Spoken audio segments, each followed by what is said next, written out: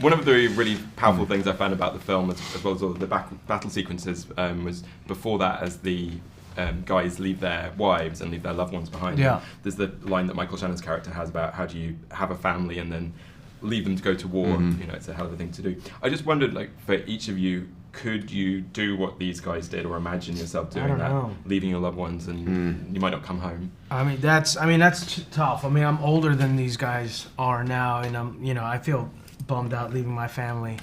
Now, you know what I mean? My kid's 9 years old. He's reading. He's in school, and I'm really involved. And I just can't imagine like potentially losing that kid. That's a tough one. It certainly sort of puts it in perspective, you know. And I think as an actor, you imagine yourself doing all sorts of heroic things. I could do this, and I could do that, and I could do this, and then you realise you can't do any of those things. So you're going to pretend to do them on screen. And so you get to falsely feel like a hero.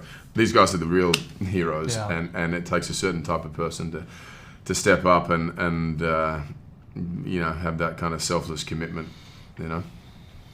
If you did have to go away, what's the last thing that you would sort of want to do with your families if you were in your kind of character situation? Just spend time at home, like, cause when you're off like doing like we are with press or some movie, and it could be really cool and really awesome.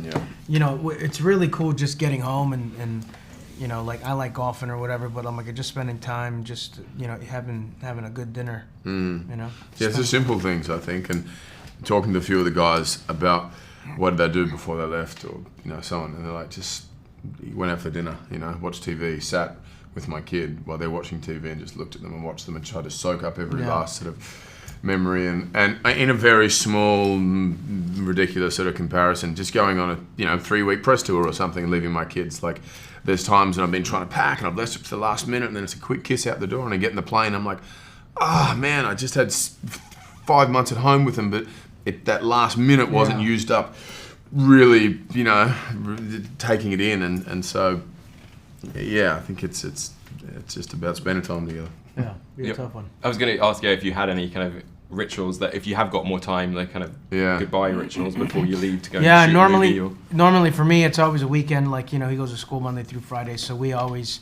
go and watch a movie like on Saturday, and then Sunday, no matter what's going on, it's normally, family day where we just spend time together and just have breakfast, lunch, and dinner, and we'll go to the park or just something simple as that. But when he comes out, he's like, Dad, did you see that? Like, that's amazing to me. And that's when it's more about them than it is about you.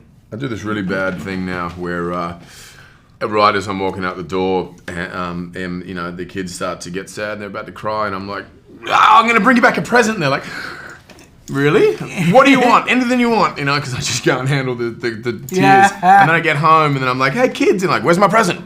And so I've kind of erased any trauma from them. But, probably wrecking them in other ways. Yeah, by giving them presents. They're probably like training how to act right now. It's like, Dad, present? What kind of present? Did you see the tear? No, literally, a new horse, a pony. No.